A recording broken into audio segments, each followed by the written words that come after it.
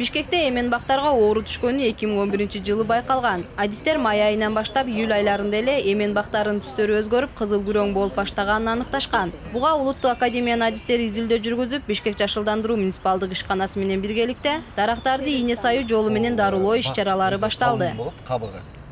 Бир 2005-2007 жылдары Испаниядан бир биздин эле жарандар бир нече гүлдү ала келген окшойт. Ошол гүл эшикке ыргытылып калган окшойт. Ошол гүлдөн Европадан келген бир жырткыч ошолорду жеп атыптыр. Минирующий пилильщик деп коет. Ошонун атын анын өзүнүн абдан күчтүү экен, бир аябай көп көбөйө берет экен жаста.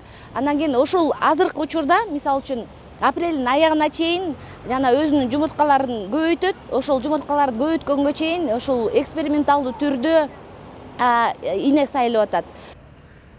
Бул инерциялык ыкма деп аталып, чоң шаарлардагы бактарактарды дарылоодо кеңири колдонулат. Кыргызстанда бактарактарга буга чейин бир көп чачуу ыкмаларын колдонуп келишкен. Ал эми кадимки ине саюу менен дарылоонун ыкмалары Бишкекте биринчи жолу колдонулууда. Бул болсо Москва жана Питер чоң шаарларда колдонуп келген.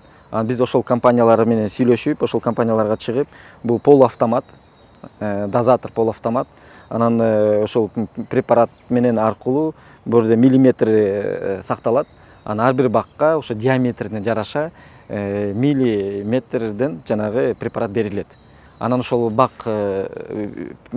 препарат берилгенден кийин инъекция болуп сайылгандан кийин, инеси менен сайылгандан кийин ал оордун болсо жанагындай бир кара деп коебуз. Ошо кабыкчасы да, атайын жасалма кабыкча. Ошол жасалма кабыкча антибактериальный болот.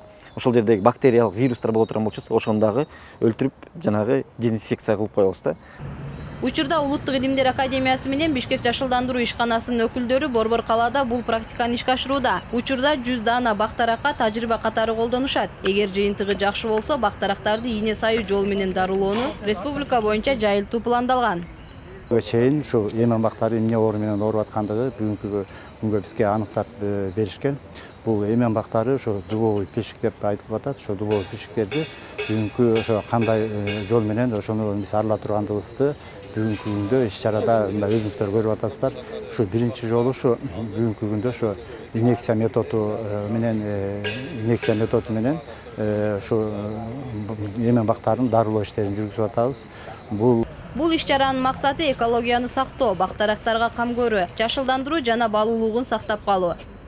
Наизба Камилдинова, Адилет Марсбеков, 5 канал.